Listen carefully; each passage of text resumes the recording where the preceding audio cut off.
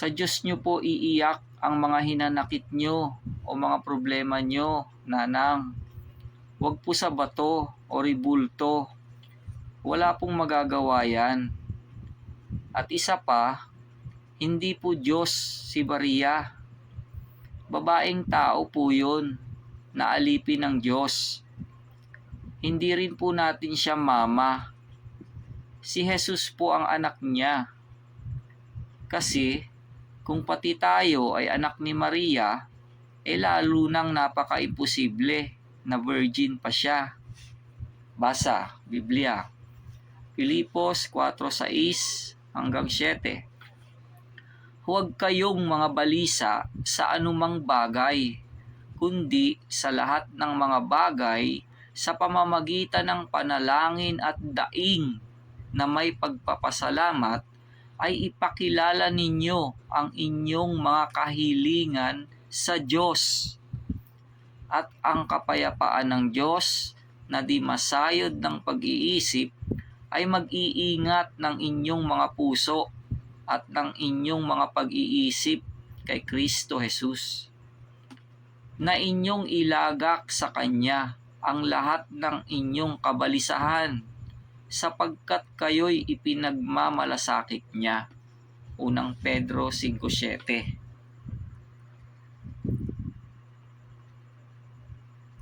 Jeremias 2:28-27.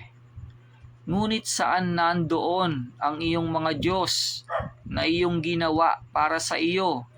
Magsibangon sila kung sila'y makapagliligtas sa iyo sa panahon ng iyong kabagabagan.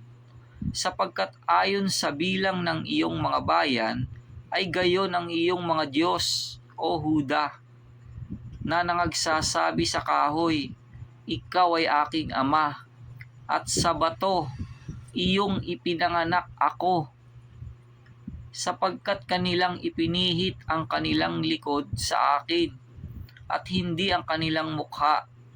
Ngunit sa panahon ng kanilang kabagabagan, ay sasabihin nila, ikaw ay bumangon at iligtas mo kami. Juan 2:1 hanggang 4. Nang ikatlong araw ay nagkaroon ng isang kasalan sa Kana ng Galilea, at naroon ang ina ni Jesus. At inanyayahan din naman si Jesus at ang kanyang mga alagad sa kasalan. At nang magkulang ng alak, ang ina ni Jesus ay nagsabi sa kanya, wala silang alak. At sinabi sa kanya ni Jesus, babae, anong pakialam ko sa iyo? Ang aking oras ay hindi pa dumarating.